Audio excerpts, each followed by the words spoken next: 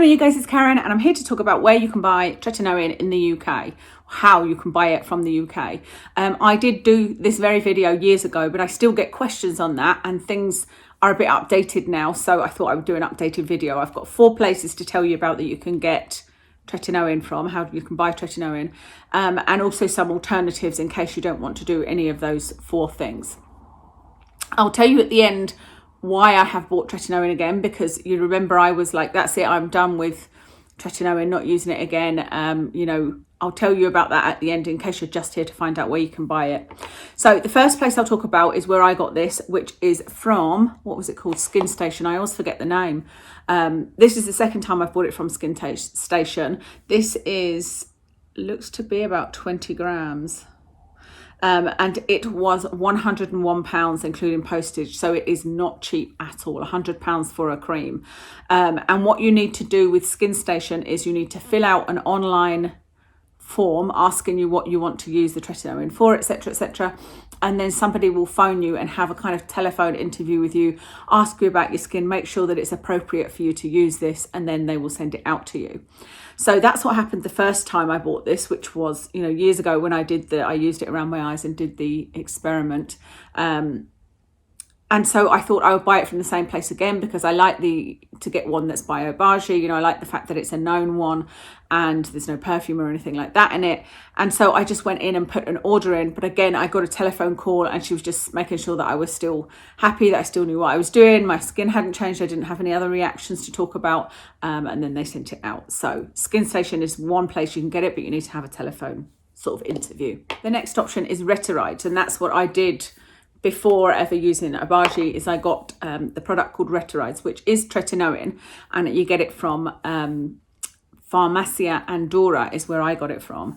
You can translate it into English if you want. I don't tend to translate it because I do speak Spanish, so it's fine. But when you translate it into English, I had a look, it's a little bit, I don't know that it's that user friendly. And I think some people are anxious about using the website and don't know whether it's, you know, a real place or a real thing. But I thought I would order another tube of Retirides, which I did. It's £34 including postage and packing, and it took 2 weeks to arrive. So I ordered that from Farmacia Andorra. And can you believe it? I've lost it. I don't know what I've done with it. I thought I had put it in the fridge, but it's not in the fridge and it's not in my skincare drawer, and I don't know where else it would be, but I definitely got it. It did smell like it had a bit of perfume in it. One of the reasons I wanted to order it was I wasn't sure at that point if I was going to go for the Auberge one, and a couple of people had been asking me questions and saying, should it have perfume in it, blah, blah, blah. And I didn't remember that mine had perfume in it. So anyway, it is cheaper to buy it from Andorra, of course, and that is a kosher website. I used that twice in the past, like 3 or 4 years ago, and then I've used it again now, and it arrived within 2 weeks. And so it was the same process every time. Nothing dodgy that I can see about it. The only thing, like I said, is that it does seem to have a little bit of perfume in it. It wasn't overpowering, you know, it was only a very, very light scent, but it does have perfume in it. It is Tretinoin. You do have the choice of different strengths. You've got the lowest strength, 0.025, you've got 0.05 and 0.1%. So that's the second option. The next 2 options, so 3 and 4, are both similar, or both the same really, because they are these new subscription packages where you pay a monthly amount and they will give you a mixed up product that could have Tretinoin in it. In fact, one of these approached me while I had already planned on doing this video and asked me if I wanted to trial the service.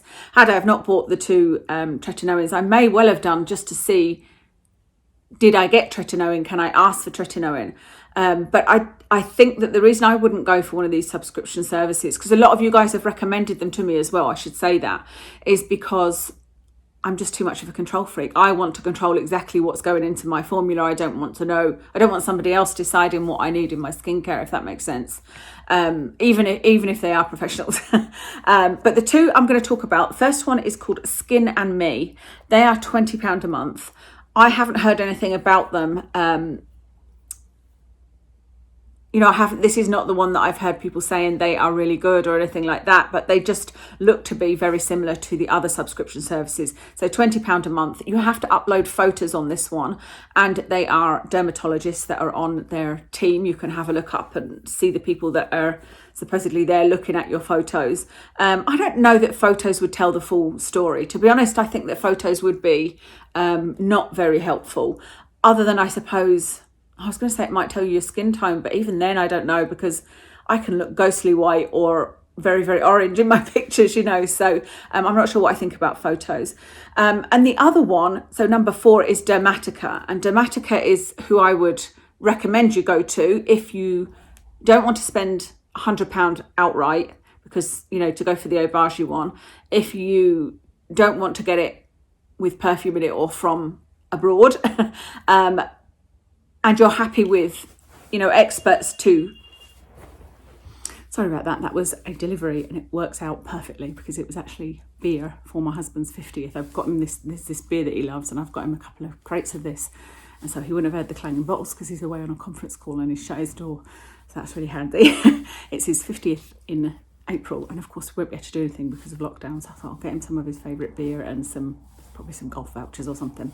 Anyway, where was I? I was saying that if you're happy for, you know, dermatologists, etc., to choose your formula for you, and you don't necessarily want 100% tretinoin, then this is a great service, and this is the one that you guys have recommended. You guys have all told me that Dermatica is really good. You've been using them, your skin's looking great, and so this is the one I'd recommend. The difference I found between, they're £20 as well a month, by the way, so the difference I found between Dermatica and Skin and Me is that Dermatica have way more ingredients. So the Skin and Me have tretinoin, clindamycin, azelaic acid, and niacinamide. So they've got 4 ingredients. Dermatica have tretinoin, but they also have adapalene, which is different, something I'm going to talk about in a moment, niacinamide, benzoyl peroxide, hydroquinone. They have got more ingredients, and so Dermatica is the one I would recommend. Dermatica have given me a discount code to give to you guys, because they're the ones that had got in touch and asked me if I wanted to trial their service. But like I said, for me, I just want to buy tretinoin, and I don't know if that's possible. Hopefully they'll leave a comment below and let us know.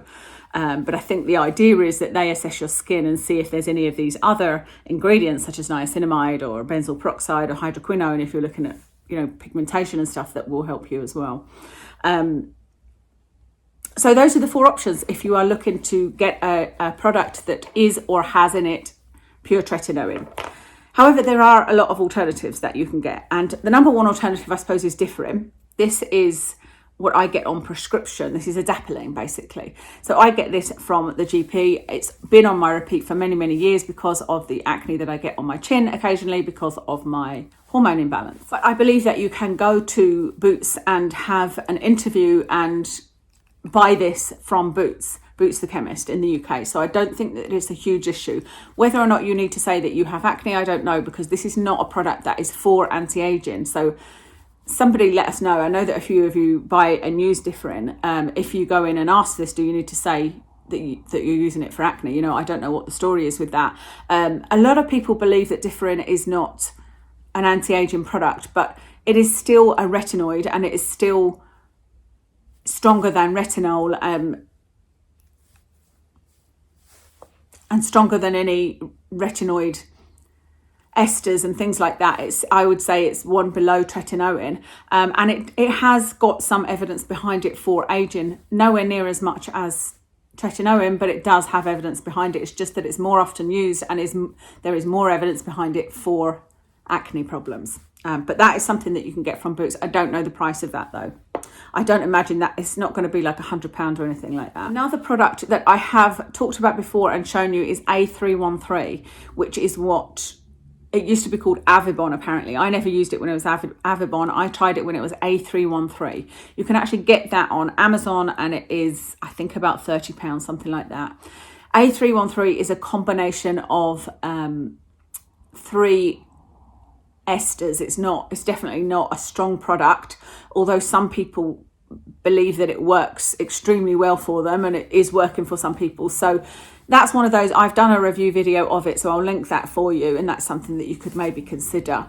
It's a very, very greasy product. It's not one that I liked at all, and when I actually looked at the percentages, like I said, I found out how sort of weak it was, that there was hardly any actives in there, so I just didn't continue using that. Something else you can use is Retinal or retinaldehyde, and retinaldehyde is one below something like this. So I would say you've got tretinoin, you've got differin or adapalene as this is, and then Retinal would be the next one I would say would be good to try. And Retinal is in products mostly from Medik.